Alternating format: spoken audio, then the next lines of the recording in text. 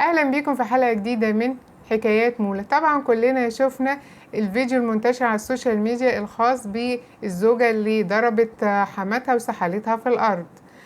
النيابة العامة اصدرت امرها بحبس المتهمة اللي هي الزوجة 4 ايام على ذمة التحقيق، مع العلم وقعة الضرب ديت وقعة ضرب عادية، والمجني عليها اللي هي الحما ما فيهاش اي اصابات، ومحضر الواقعة مفيش فيه تقرير طبي. طب ايه هو الموضوع؟ تعالوا معايا نعرف ايه هو اصل الحكاية. الحكاية ان حصلت مشادة كلامية ما بين نداء اللي هي الزوجة وحماتها اللي هي حنان. بناء على المشادة الكلامية ديت والكلام اللي مش ظاهر في الفيديو، لان الفيديو لما انتشر بدون صوت، فموقف ما او ممكن يكون في كلام اتقال استفز نداء ديت فضربت حماتها. طبعا الناس كلها لما هتشوف الفيديو بالطريقة دي هتقول ان البنت اللي هي الزوجة نداء ديت بنت قليلة الادب، بنت ما تربتش، ما شافتش بربع جنيه تربية، ازاي تضرب حماتها؟ انا معاكم ان فعلا هي غلطانة، ان هي مدت ايدها على حماتها اللي زي امها. حتى لو هي مش حماتها دي، مهما كان ست كبيرة المفروض انها ما تمدش ايدها عليها ولا تضربها.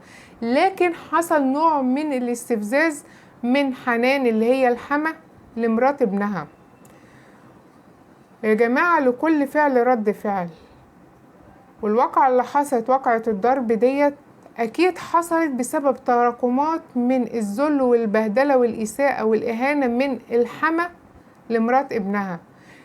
لأن نداء جوزها مسافر وهي عايشة مع حماتها في بيت عيلة، وحماتها هي الآمر الناهي في البيت، وجوزها علي بيبعت الفلوس على أمه، وأمه هي اللي بتصرف على مراته وبنته الرضيعة اللي عندها 4 شهور مريضة القلب.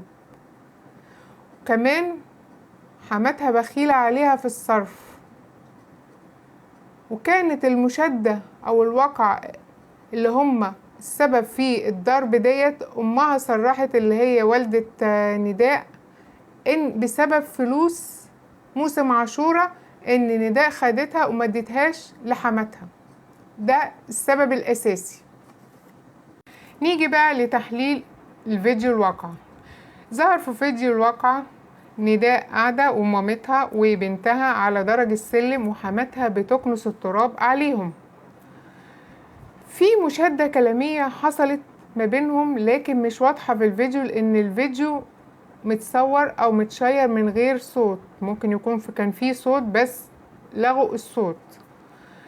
في تصريح لأم نداء قالت إن كانت حماتها حنان بتشتم نداء وبتعايرها بالمواسم، وكمان بتقول لها ألفاظ بذيئة وثبتها في شرفها. هنلاحظ في الفيديو برضو إن لما نداء قامت وضربت حماتها بعد استفزازها، الأم كانت بتحوش عن الحما وكانت بتضرب بنتها. وهنلاحظ برضو هي قاعدة جنب حمات بنتها وبتطبطب عليها، حمات بنتها راحت ضرباها بالقلم. والله أنا من أم نداء المفروض كانت تعمل محضر بالواقعة ديت هي كمان. نيجي بقى بعد كده لقرار النيابة.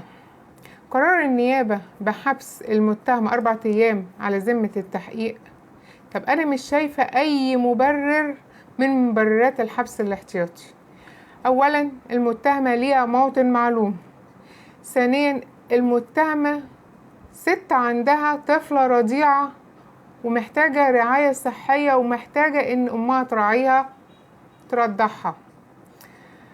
أتمنى من القاضي في جلسة تجديد الحبس إنه يراعي إن المتهمة ديت عندها موطن معلوم، وبناء عليه تم إخلاء سبيل المتهمة مراعاة لحالة بنتها الصحية، بالإضافة إن المتهمة مش خطر على المجتمع ومش محتمل هروبها من البلد.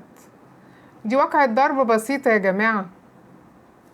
إلى اللقاء في الحلقة القادمة بإذن الله.